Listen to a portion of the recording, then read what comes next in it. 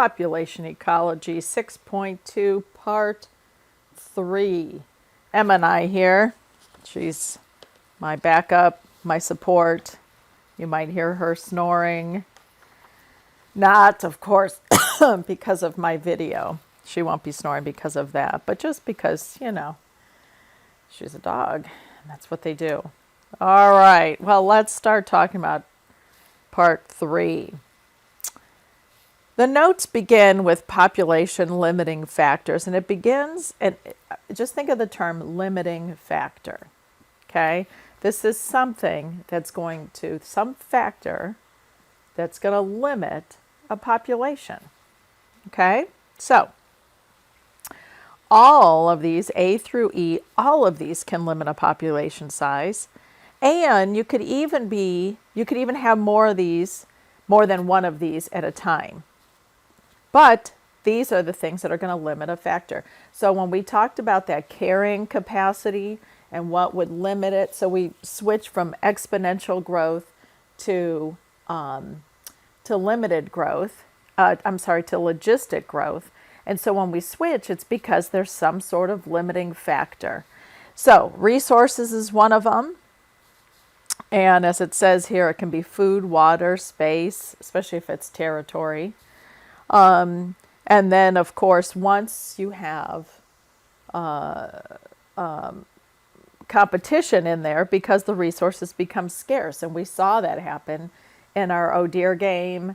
When the resources became scarce, people started cheating. Some people cheated right from the start, but people started cheating. They started getting to the edge of the concrete. And they were going to compete. They ran for those resources where they didn't even have to.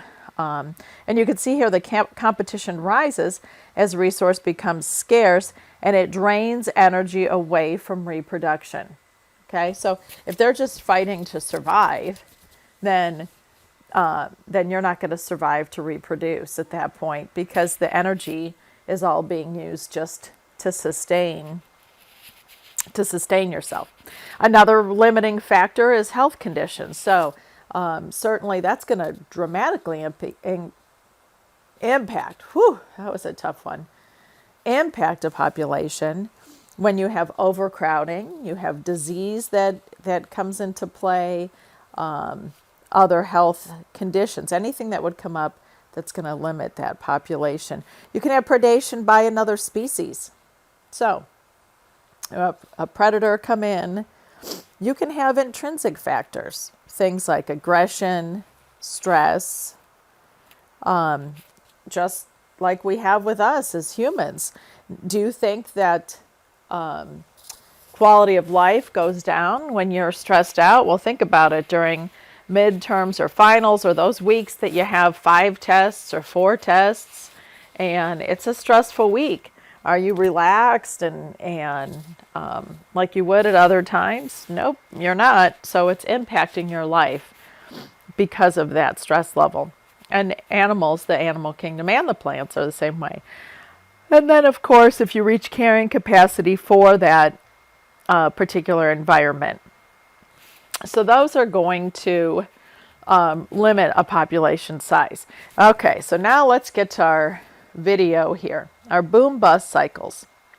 So the boom-bust cycles, this describes this predator-prey relationship. So here we have the hare population in black and the lynx population in red.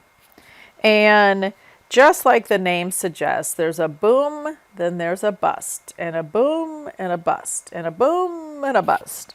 And it continues in this cycle. And what this is doing is talking about this predator-prey relationship. So what it looks like is that these two lines are chasing each other. So this one goes up, and when this one starts going down, this one starts going up. And when this one starts going down, this one starts going up. And it just continues along. They chase each other. The lines chase each other. Because we have, like we said earlier, this lag time.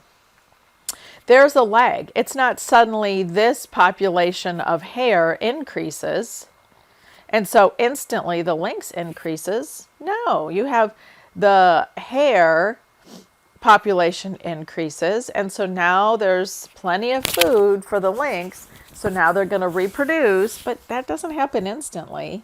And so they're going to reproduce, and once those numbers are large enough, then that population's going to drop off. And so there's a lag time. It doesn't happen instantaneously. This relationship here, this boom-bust cycle, promotes natural selection because the strongest are going to survive to reproduce. So you have what's called coevolution, where each species is causing the other to evolve. So if there's changes in the lynx population, the hare population, the ones that are going to survive to reproduce, are going to be the ones that can evade the lynx. And then the lynx that are able to get the most snowshoe hare are the ones that are going to survive to reproduce. And their genes are going to get passed on along. Oh, and there they are. Look at that. Oh, looks like they're playing. Oh, he thinks it's a soccer ball. Probably not. Nope, not at all. All right, human growth here on Earth. Here we have our exponential growth. This is the population explosion that's occurring has changed the dynamics on the planet. All along here, we didn't see major changes in the Earth, and now we have over 6 billion people, and soon we'll have up to 8 billion people. And so the we have this breakdown of the, hi honey, I'm recording a video. We have this breakdown of the environment and how it degrades, and then the overconsumption of the resources. Of course, you have all this huge population. They got to eat something. They got to sleep somewhere. And so now we're breaking things down because our population growth has exploded. So we have species loss or extinction is now occurring at a very rapid rate. And we have overpopulation in places like India and China. In places like that, we see this overpopulation. So part B on here talks about that freedom and control. And we have, let's see if we have, nope, that's not it. Okay, so India and China, we have their numbers.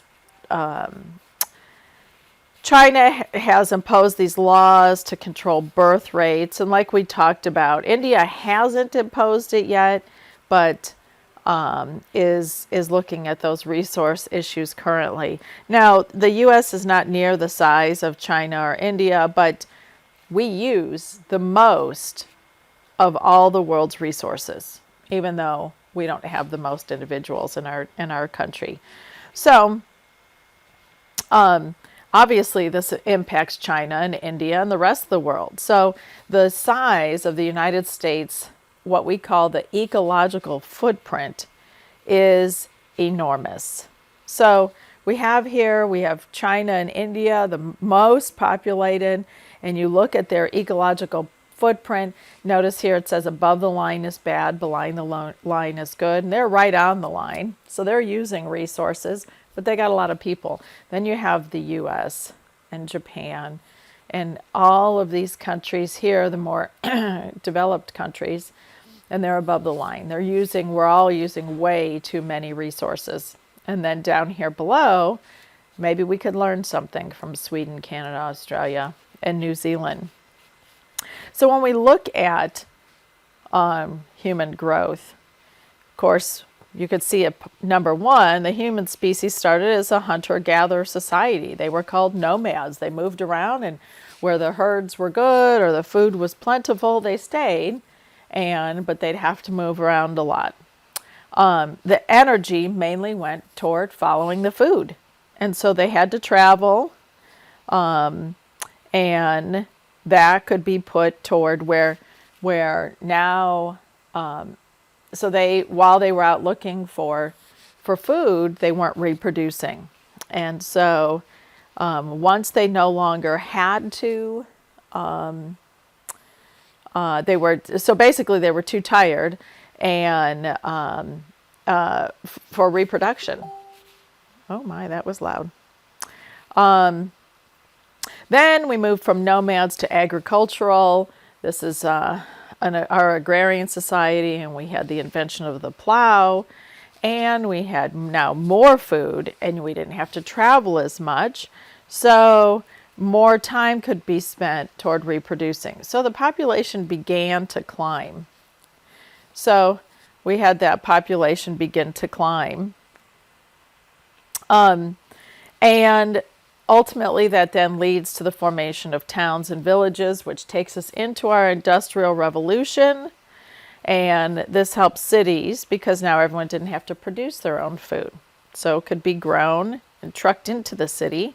So now you have reserve energy to put toward reproduction. And also healthcare improved. Then we hit the technology revolution in medicine.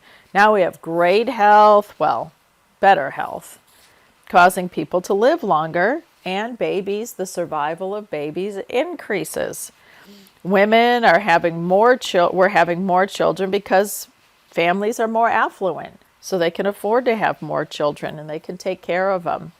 Technology, while mostly good, does make people less active and puts even more energy toward reproduction and obesity. Now, the difference, though, is when it says women are having more children. Certainly here in the United States, that's a bit different because women are not necessarily having more children here because there's such a high input into the lives of our children.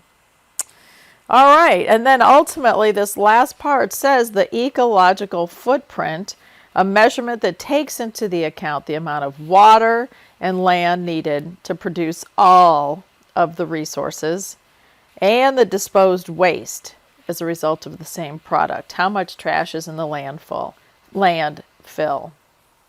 There you have it, another fine recording.